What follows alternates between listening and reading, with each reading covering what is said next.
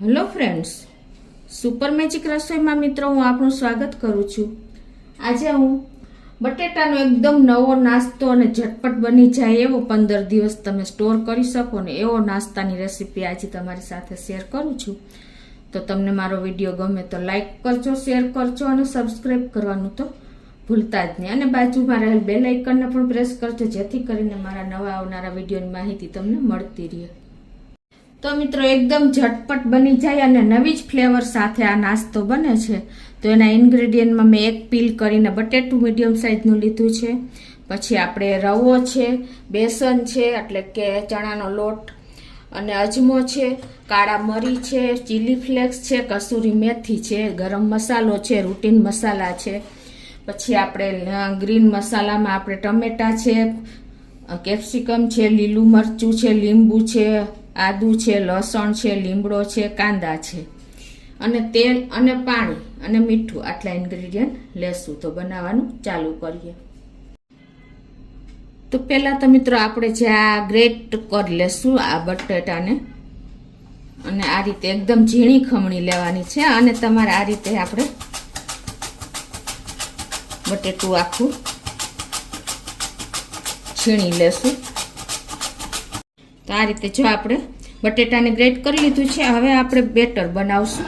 એના માટે આપણે બેસન અને રવો લીધા છે। તો અડધો કપ રવો છે, અડધો કપ બેસન છે। આને વજનમાં માપીએ ને તો 80 ગ્રામ છે, 80 ગ્રામ રવો અને 80 ગ્રામ બેસન। અને હવે આમાં આપણે ટેસ્ટ એકોર્ડિંગ મીઠું નાખી દેશું 1 ટીસ્પૂન જેવું અને એમાં આપણે પાણી અડધો કપ જેવું પાણી નાખીને અને એનું બેટર તૈયાર કરી લેશું। લમ્સ ન પડે એનું ખાસ ધ્યાન રાખવાનું છે। આ રીતે આપણે મિક્સ કરતા જાશું અને પાણી નાખતા જાશું। પહેલા આપણે અડધો કપ નાખશું અને બેટર તૈયાર કરશું એટલે લમ્સ ફ્રી આપણું બેટર તૈયાર થાય। આ રીતે જો આપણે અડધો કપ પાણી નાખ્યું છે અત્યારે। હવે આપણે આ ગ્રેટ કરેલું આલુ એટલે કે બટેટું નાખી દેશું। જો તમારે વહેલું ગ્રેટ કરી લીધું હોય ને તો પાણીમાં રાખી દેવાનું, નહીંતર આપણું બટેટું કાળું પડી જાય છે। અને હવે આમાં આપણે મિક્સ કરી લેશું। પાછો આપણે અડધો કપ જેવું પાણી નાખશું એટલે એકદમ સરસ મિક્સ થઈ જાય। તો આ રીતે જો આપણે અત્યારે 1 કપ પાણી નાખ્યું છે, પછી આપણે આગળ જોઈએ તો પાણી નાખશું અને હવે એમાં આપણે 1/4 ટીસ્પૂન ચીલી ફ્લેક્સ, 1/4 ટીસ્પૂન આપણે કાળા મરીનો પાવડર, 1/4 ટીસ્પૂન આપણે અજમો અને અડધી ટીસ્પૂન જેવો આપણે ગરમ મસાલો નાખશું। તમારા ટેસ્ટ અકોર્ડિંગ વધઘટ કરી શકો છો। અને 1 ટીસ્પૂન આપણે કસૂરી મેથી મેં રોસ્ટ કરી લીધી છે એટલે એકદમ બારીક પાવડર કરીને આ રીતે નાખી દેશું અને 1 ચમચી જેવો લીંબુનો રસ નાખી દેશું। અને હવે આપણે એમાં 1 ઇંચ આદુનો ટુકડો અને 1 થી 2 મરચાંની કટકી કરી છે એ નાખી દેશું। અને હવે આ બધું આપણે સરસ મિક્સ કરી લેશું। 1/4 ટીસ્પૂન આપણે હળદર નાખી દેશું અને હવે આ બેટરને આપણે તૈયાર કરી લેશું। તમે લીંબુના રસની જગ્યાએ આપણે આમચૂર પાવડર પણ નાખી શકો છો। આપણે એકદમ નજીવા મસાલા નાખ્યા છે તો પણ આપણો આ બ્રેકફાસ્ટ કયો તો ભલે નાસ્તો કયો તો પણ ચાલે, એટલો હેલ્ધી નાસ્તો તૈયાર થશે। તો આ રીતે આપણે મીઠું ઓલરેડી પહેલાં જ નાખી દીધું છે, જરૂર લાગે તો તમારે નાખવાનું છે। હવે આમાં આપણે એકદમ હેલ્ધી બનાવવા માટે આપણે ગ્રીન સબ્જી કટ કરી છે એ નાખી દઈએ। તો મેં જો અડધું આપણે કેપ્સિકમ સમાર્યું છે એ નાખી દઈશું, એકદમ બારીક સમારવાનું છે। અને 1 મીડિયમ સાઇઝનું ટમેટું સમાર્યું છે એ નાખી દઈશું અને આપણે 1 મીડિયમ સાઇઝનો કાંદો સમાર્યો છે એ પણ નાખી દઈશું। તમે ગાજર છે એ કે આપણે કોબીજ છે જે તમને યોગ્ય લાગે ને એ નાખી શકો છો, વધારે કોઈ પણ સબ્જી। અત્યારે તમે ખાલી કાંદા ટમેટાથી પણ તૈયાર કરી શકો છો। તો આ રીતે આપણે એકદમ હેલ્ધી નાસ્તો બનાવવા માટે આપણે બધા વેજીટેબલ પણ એડ કરી દઈશું। અને હવે લાસ્ટમાં આપણે 2 ટેબલ સ્પૂન જેવી ધાણા ભાજી નાખી દઈશું અને આ બધું આપણે સરસ મિક્સ કરી લઈશું। ધાણા ભાજી નાખ્યા પછી હવે આપણે પાછું 1 કપ પાણી નાખી દેશું। એટલે કે આપણે જો અડધો કપ રવો લીધો છે, અડધો કપ આપણે બેસન લીધું છે તો એની સામે આપણે ડબલ પાણી લેવાનું છે। એટલે આપણે ટોટલી 2 કપ પાણી લેશું અને આ મિક્સ કરી દેશું। આ રીતે આપણે એકદમ પતલું ઘોર તૈયાર કરવાનું છે. જો બેટર તમને ખ્યાલ આવી જતો હશે, કેમ કે રવો પાણી શોષે છે અને એકદમ આપણે હેલ્ધી મસાલા સાથે આ બેટર તૈયાર કર્યું છે. તમને ખ્યાલ આવી જતો જો કેટલું પતલું બેટર છે. તો આ બાજુ આપણે ગેસ ઓન કરીને એમાં 1 ટેબલ સ્પૂન જેવું તેલ મૂકી દેશું અને તેલને સહેજ ગરમ થવા દેશું. આ તેલને આપણે આ રીતે ફરતું વાસણમાં એટલે કે પેનમાં ફેરવી લેશું, એટલે આપણે જે બેટર કૂક કરવાનું છે ને એ સ્ટીક ન થાય. હવે આપણું તેલ પણ ગરમ થઈ ગયું છે, તો એમાં આપણે 1/4 ટીસ્પૂન અજમો નાખી દેશું, 5 થી 6 લીમડાના પત્તા નાખી દેશું અને 4 થી 5 કળી આપણે આ રીતે લસણની ગ્રેટ કરીને નાખવાની છે, એટલે એકદમ સરસ એનો ટેસ્ટ આવે છે. મિત્રો તમે એક વખત આ રીતે ચોક્કસ ટ્રાય કરજો. લસણ આવી રીતે તમે લાઈવ ગ્રેટ કરીને નાખશો ને એટલે એનો ટેસ્ટ અનેક ગણો વધી જાય છે. 3 થી 4 કળી આપણે નાખી દેશું.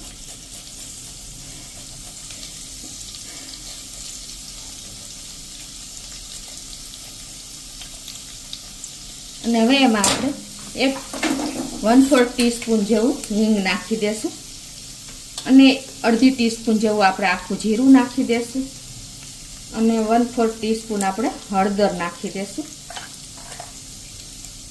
અને 1/4 ટીસ્પૂન જેટલી આપણે રાઈ પણ નાખી દેશું. આપણે નજીવા જ મસાલાનો ઉપયોગ કરીએ છીએ તો પણ ટેસ્ટી એકદમ આપણો નાસ્તો તૈયાર થશે. અને ખાસ તમારે ધ્યાન એ રાખવાનું છે કે આપણા મસાલો દાજવો ન જોઈએ.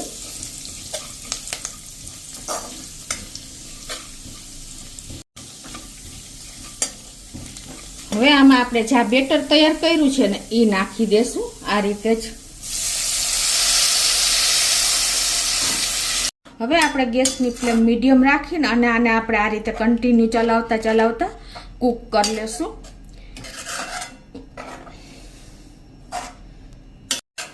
તો આ રીતે જો આપણે કન્ટિન્યુ ચલાવતું જ રહેવાનું છે. વધીને આપણે આમાં પકવતા ટાઈમ નહીં લાગે, 5 મિનિટ જેવું થશે. તો મીડિયમ ફ્લેમ ઉપર આપણે કન્ટિન્યુ ચલાવતા રહેવાનું છે. મિત્રો આપણે નાસ્તો આ એક અલગ જ રીતે તૈયાર કરશું, ટાઈમ પણ નથી લાગતો અને એકદમ આપણો હેલ્ધી અને ટેસ્ટી નાસ્તો બટેટા રવા બેસનનો થશે. તો આ રીતે જો આપણે 5 મિનિટ જેવું થયું છે અને આપણું બેટર એકદમ સરસ કૂક થઈ ગયું છે. સ્લો ટુ મીડિયમ ફ્લેમ ઉપર જ આ રીતે પેન છોડી દઈએ ને ત્યાં સુધી આપણે કૂક કરવાનું છે. તમે જોઈ શકો છો એકદમ સરસ ટેસ્ટી તૈયાર થયું છે. હવે આપણે એ બેટરને ઢારવા માટે એક પ્લેટ લેવાની છે અને એમાં આપણે 1 ટીસ્પૂન જેવું તેલથી આપણે ગ્રીસ કરી લેશું. આ રીતે આપણે જો બેટર પણ એકદમ પેન છોડી દીધું છે, તો હવે આપણે આ ગ્રીસ કરેલ થાળીમાં ઢાળી દેશું.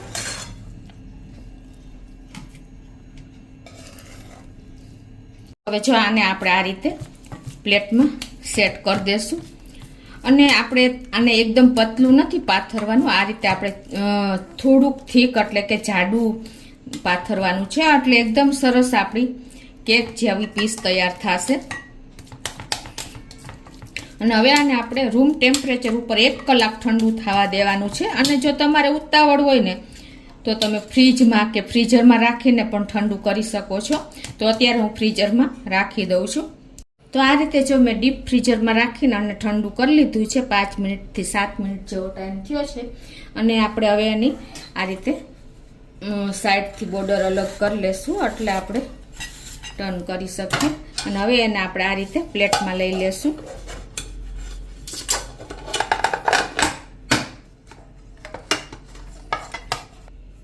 જો મિત્રો એકદમ સરસ આપણે સ્ટીમ કર્યા વગર આપણો નાસ્તો તૈયાર થયો છે જો છે ને.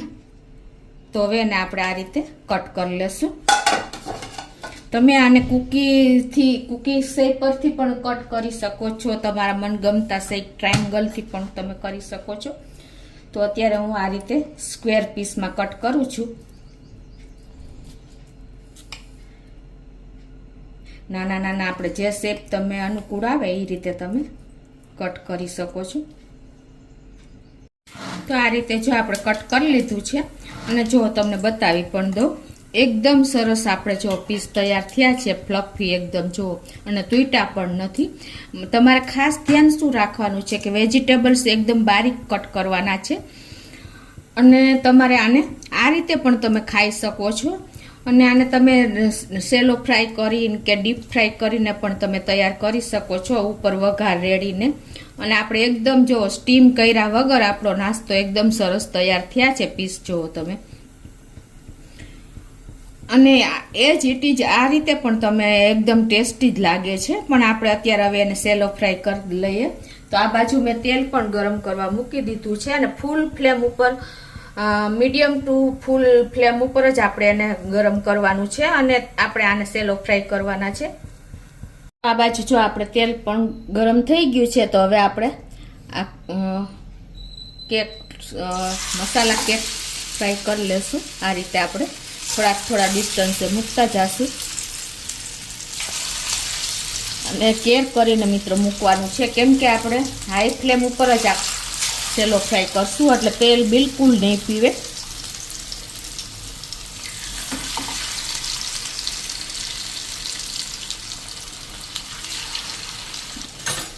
બે થી 3 મિનિટ જેવું થશે તમારે આ રીતે સેલો ફ્રાય કરતા. પછી આપણે એને ટર્ન કરી લેશું.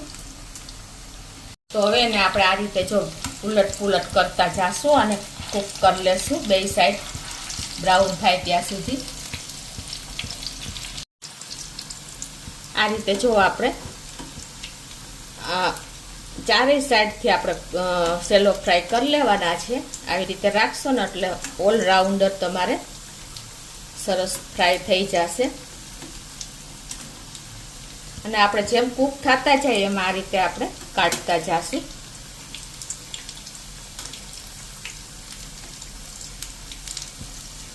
અને પાછા બીજા પીસ મૂકતા જશું. તો હવે જો આપણે ઓલરાઉન્ડર સરસ સેલો ફ્રાય થયા છે, તો આ રીતે આપણે બધા પીસ કાઢી લેશું. એક પણ પીસ આપણો તૂટ્યો નથી, અને એકદમ સરસ તૈયાર થયો છે આપણો નાસ્તો જુઓ મિત્રો. તો જો આ રીતે આપણે સેલો ફ્રાય કરી લીધા છે, અને એ જ રીતે હવે હું બધા પીસ સેલો ફ્રાય કરી લઉં છું. તો આપણે સેલો ફ્રાય કરીને એકદમ જો પીસ રેડી છે. અને હવે ઉપરથી આપણે એકદમ ટેસ્ટી કરવા માટે આપણે મેગીનો મસાલો પણ સ્પ્રિંકલ કરી દઈશું. પણ એ પહેલાં પણ હું તમને બતાવી દઉં કે એકદમ જો આપણો નાસ્તામાં જરા પણ આપણે ફૂલ ફ્લેમ ઉપર આપણે સેલો ફ્રાય કર્યું છે, તો તેલ પણ નથી પીધું, અને એકદમ સોફ્ટ આપણો નાસ્તો તૈયાર થયો છે. જો છે ને, આપણે સ્ટીમ કર્યા વગર ઇન્સ્ટન્ટ આપણે જલ્દી આ નાસ્તો તૈયાર કરી શકીએ છીએ મિત્રો. અને આપણે આને સેલો ફ્રાય જેટલા પીસ કરવા હોય ને એટલા કરી લેવાય, અને બાકી તમે 15 દિવસ સુધી તમે એને ફ્રીજમાં રાખીને સ્ટોર કરી શકો છો. અને કોઈ ગેસ્ટ આવે તો એની ટાઈમ તમે સેલો ફ્રાય કે આવી રીતે ડીપ ફ્રાય કે તમે વઘાર કરીને પણ આપી શકો છો મિત્રો ઇન્સ્ટન્ટ. અને મહેમાન પણ તમને પૂછશે કે આ નાસ્તો કઈ રીતે તૈયાર કર્યો. તો હવે એને આપણે ઉપરથી એકદમ ટેસ્ટી બનાવવા માટે ઉપરથી મેગીનો મસાલો આ રીતે સ્પ્રિંકલ કરી દેશું, એટલે બાળકોથી વડીલો બધાને એકદમ સરસ ટેસ્ટી અને હેલ્ધી નાસ્તો મળશે મિત્રો.